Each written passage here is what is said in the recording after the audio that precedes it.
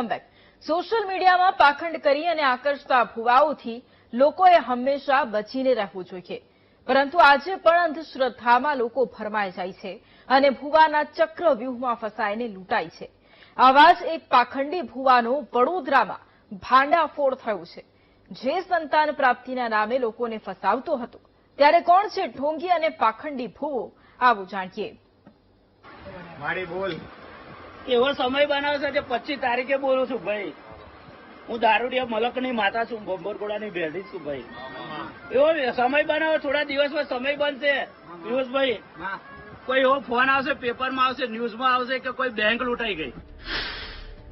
રાજા મેલડીના નામે ઇન્સ્ટાગ્રામ પર ફેમસ, લોકોને માતાજીનો બતાવતો ડર, લોકો પાસે દારૂ અને કિંમતી વસ્તુઓ મંગાવતો।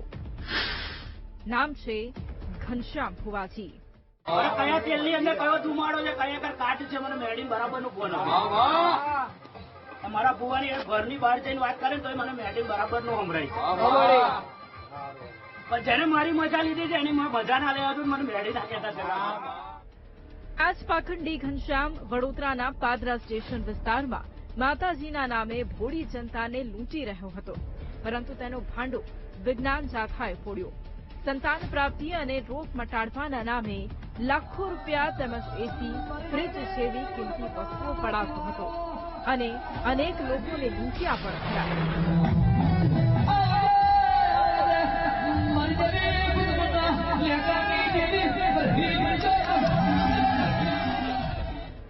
જેમાંની એક વ્યક્તિ મીડિયા સામે પણ આવી। આ લોકોએ એક માતા ચૂંટી હતી એટલે એવું કીધું કે જીતેન્દ્ર તારે જીવનમાં સારું કરાવવું હોય, તારા દુઃખના પંથ છે તો સુખમાં લાવવું હોય તો ચોધીનો ગ્લાસ લાવી આવ। અને માતા ચૂંટી મને આ પ્રૂફ કરાયેલું છે અને અત્યારે ચાંદીનો ગ્લાસ અહીંયા જ હશે, આટલામાં જોઈ લો। હા, એ મારો છે સાહેબ। જો તમે પૈસા જેને જઈ રહ્યા હોય એ પણ પાછા લઈ આપીએ છીએ। પૈસા અત્યારે ચાંદીનો ગ્લાસ પછી અમે કરશું, તમે અહીંથી લોકો આપી દે, એમાં ચાંદીનો ગ્લાસ આવે એને આપી દેજો। આપણે ત્યાં કહેવત છે કે લોભિયા હોય ત્યાં ધુતારા ભૂખે ન મરે। તે કહેવત મુજબ આ ભુવો છેલ્લા ઘણા સમયથી અંધશ્રદ્ધાનો ખેલ ખેલતો હતો। આ ઢોંગી ભુવો ધૂણતા એવો દાવો કરતો હતો કે એવો સમય આવશે કે બેંક લૂંટાઈ જશે પણ ચોર પકડાય નહીં। એવું હું મેલડી બોલું છું। 7મો અને 8મો મહિનો આવતા પૂર લાવવાની ધમકી આપી તે લોકોને ડરાવતો હતો, પરંતુ અંતે વિજ્ઞાન જાથાને ખબર પડતા જ ભુવાનો ભાંડો ફૂટી ગયો।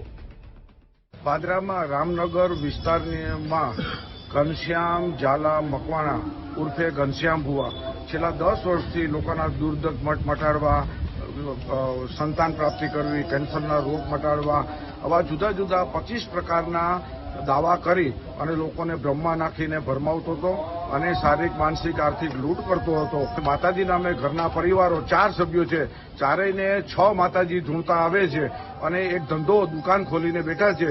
કોઈ પણ વ્યક્તિ જોડાવા આવે તો એની પાસેથી 101 રૂપિયાની ફી, 51,000 રૂપિયા, 1 લાખ રૂપિયા જેવી ફી વસૂલ થતા।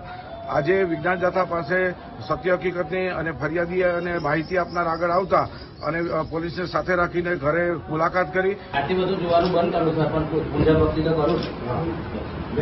શું બંધ કરો છો? દાણા જોવાનું બંધ કરું છું, રોગ મટાડવાનું બંધ કરું।